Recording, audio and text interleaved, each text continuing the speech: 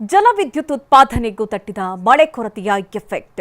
ಶಿವನಸಮುದ್ರ ಜಲವಿದ್ಯುತ್ ಸ್ಥಾವರದಲ್ಲಿ ಉತ್ಪಾದನೆ ಸ್ಥಗಿತಗೊಂಡಿದೆ.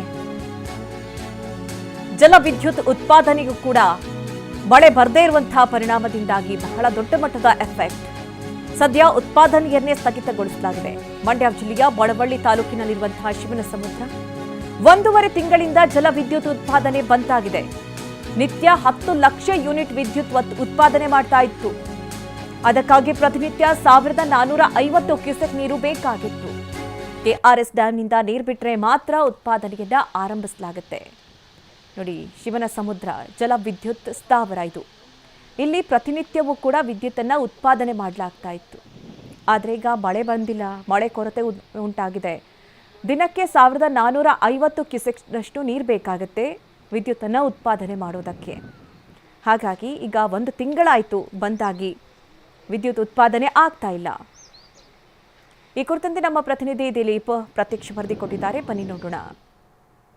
ಕಾವೇರಿ ಜಲಾನಯನ ಪ್ರದೇಶದಲ್ಲಿ ಮಳೆ ಕೊರತೆ ಉಂಟಾಗಿರೋ ಕಾರಣಕ್ಕೋಸ್ಕರ ಏಷ್ಯಾದ ಮೊದಲ ವಿದ್ಯುತ್ ಸ್ಥಾವರ ಶಿವನಸಮುದ್ರದಲ್ಲೂ ಕೂಡ ವಿದ್ಯುತ್ ಉತ್ಪಾದನೆಗೆ ತೊಡಕಾಗಿರುವಂಥದ್ದು. ನಾನು ದೃಶ್ಯದಲ್ಲಿ ತೋರಿಸ್ತಾ ಹೋಗ್ತೇನೆ.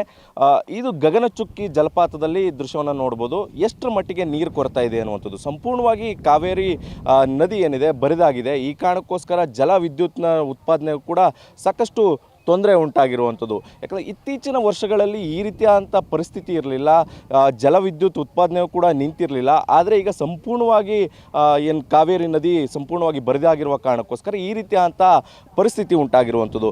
ಇದು ಶಿವನ ಸಮುದ್ರ ಏನು ಜಾಗ ಇದೆ, ಈ ಒಂದು ಪ್ರದೇಶ, ಇಲ್ಲಿ ಜಲಪಾತ ಇದೆ. ಜಲಪಾತದ ನಂತರ ಇಲ್ಲಿ ಕರೆಂಟ್ ಉತ್ಪಾದನೆ ಮಾಡಲಾಗ್ತದೆ. ಕರೆಂಟ್ ಉತ್ಪಾದನೆ ಮಾಡುವಂಥ ಸ್ಥಳಕ್ಕೂ ಕೂಡ ನೀರು ಹೋಗ್ತಾ ಇಲ್ಲ.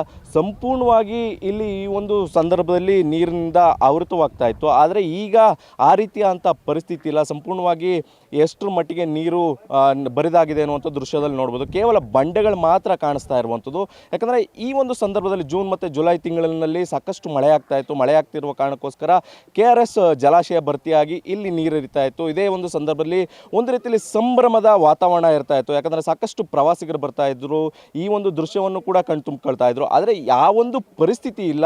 ಈ ಕಾರಣದಿಂದಾಗಿ ಸದ್ಯಕ್ಕೆ ಇಲ್ಲಿ ಕರೆಂಟ್ ಉತ್ಪಾದನೆ ಮಾಡ್ತಿದ್ದಂಥ ಸ್ಥಾವರ ಕೂಡ ಸ್ಥಗಿತ ಆಗಿರುವಂಥದ್ದು. ಏಷ್ಯಾದ ಮೊಟ್ಟ ಮೊದಲ ವಿದ್ಯುತ್ ಸ್ಥಾವರ, ಉತ್ಪಾದನಾ ಸ್ಥಾವರ ಇದಾಗಿರುವಂಥದ್ದು. ಈ ಒಂದು ಸ್ಥಳದಲ್ಲಿ ಈಗ ನಿಜಕ್ಕೂ ಕೂಡ ಒಂದು ರೀತಿಯಲ್ಲಿ ಸಾಕಷ್ಟು ಸಂಕಷ್ಟದಲ್ಲಿ ಇರುವಂಥದ್ದು. ವಿದ್ಯುತ್ ಉತ್ಪಾದನೆ ಮಾಡಲಿಕ್ಕೆ ಸುಮಾರು 1450 ಕ್ಯೂಸೆಕ್ಸ್ನಷ್ಟು ನೀರು ಬೇಕಾಗಿತ್ತು. ಸುಮಾರು 10 ಲಕ್ಷ ಯೂನಿಟ್ನಷ್ಟು ಪ್ರತಿದಿನ ಉತ್ಪಾದನೆ ಆಗ್ತಾ ಇತ್ತು. ಆದರೆ ಈಗ ಸಂಪೂರ್ಣವಾಗಿ ಜೂನ್ ತಿಂಗಳಿನಿಂದನೂ ಕೂಡ ನಿಂತಿರುವಂಥದ್ದು. ಇಂಥ ಒಂದು ಪರಿಸ್ಥಿತಿ ಇತ್ತೀಚಿನ ವರ್ಷಗಳಲ್ಲಿ ಇರಲಿಲ್ಲ. ಈಗ ಇಷ್ಟರ ಮಟ್ಟಿಗೆ ಬರಗಾಲ ಇರುವಂಥದ್ದು, ಮಳೆ ಕೊರತೆ ಉಂಟಾಗಿರೋ ಕಾರಣಕ್ಕೋಸ್ಕರ ಸಂಪೂರ್ಣವಾಗಿ ವಿದ್ಯುತ್ ಉತ್ಪಾದನೆ ನಿಂತಿರುವಂಥದ್ದು. ಒಟ್ಟಾರೆಯಾಗಿ ದಿನ ರೈತರು ಕೂಡ ಒಂದು ರೀತಿಯಲ್ಲಿ ಸಂಕಷ್ಟ ಎದುರಾಗ್ತಾ ಇದ್ದಾರೆ. ಜೊತೆಗೆ ವಿದ್ಯುತ್ ಕೂಡ ಉತ್ಪಾದನೆ ಮಾಡಲಿಕ್ಕೆ ಸಾಧ್ಯವಾಗ್ತಾ ಇಲ್ಲ. ಒಂದು ರೀತಿಯಲ್ಲಿ ಹಳೆ ಮೈಸೂರು ಭಾಗದಲ್ಲಿ ಜೀವನಾಡಿಯಾಗಿದ್ದಂಥ ಕಾವೇರಿ ನಿಜಕ್ಕೂ ಕೂಡ ಒಂದು ರೀತಿಯಲ್ಲಿ ಬರಿದಾಗಿ ಸಂಕಷ್ಟಕ್ಕೆ ರೈತರು ಜೊತೆಗೆ ಜನರು ಸಿಲುಕಿದ್ದಾರೆ ಅಂತಲೇ ಹೇಳ್ಬೋದು. ಕ್ಯಾಮ್ರಾ ಪರ್ಸನ್ ಗುರುರಾಜ್ ಜೊತೆ ದಿಲೀಪ್ ಚೌಡರಿ, TV9 ಮಂಡ್ಯ.